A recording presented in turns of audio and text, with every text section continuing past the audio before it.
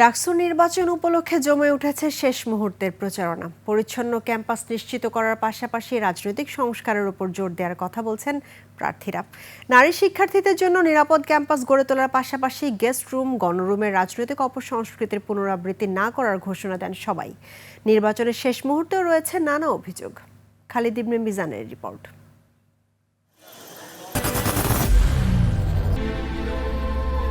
I am Ox. DUCSU ও hall সংসদ নির্বাচনের প্রচারণার বাকি আর মাত্র একদিন। শেষ সময়ে নানান কৌশলে ভোটারদের মন জয় করার চেষ্টায় প্রার্থীরা। ছুটির দিন হওয়ায় প্রচারণার কেন্দ্র ছিল আবাসিক হলগুলো। যোগ্য প্রার্থীকে ভোট দিতে ভোটারদের ভোট কেন্দ্রে যাওয়ার আহ্বান জানাচ্ছেন প্রার্থীরা।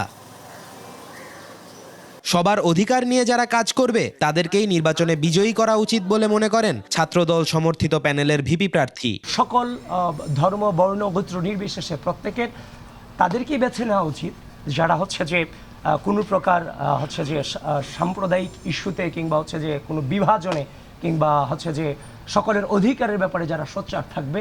নারী ভোটারদের কেন্দ্রে নিয়ে আসা কঠিন হতে পারে বলে মনে করছেন স্বতন্ত্র শিক্ষার্থী ঐক্য প্যানেলের প্রার্থী উমামা ফাতেমা। ভোট কেন্দ্র যেগুলো আছে, আপনি শামসুন্নাহার হলের ভোট কেন্দ্র কিন্তু ইউনিভার্সিটি ল্যাবরেটরি স্কুলে দিয়েছে।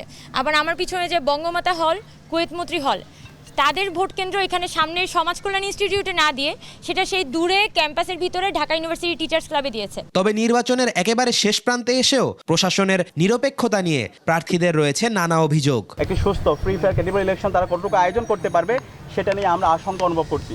আমরা নির্বাচন কমিশনকে বলেছি যে অভিযোগগুলো এসেছে সেই অভিযোগগুলো, বিশেষ করে নারীদের বিরুদ্ধে যে অভিযোগ এসেছে, আমাদের প্রার্থীদের বিরুদ্ধে ক্রমাগত যে সাইবার বুলিং হচ্ছে, হ্যারাসমেন্ট হচ্ছে, সেটার বিরুদ্ধে যেন তারা যথাযথ ব্যবস্থা গ্রহণ করে।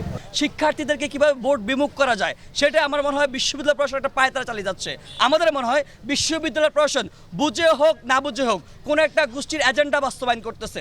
ঢাকা বিশ্ববিদ্যালয়ে গণরুম, গেস্ট রুমের মতো রাজনৈতিক অপসংস্কৃতি যেন জায়গা করে নিতে না পারে সেই প্রত্যাশা প্রার্থীদের। খালিদ ইবনে মিজান, 21 টেলিভিশন, ঢাকা।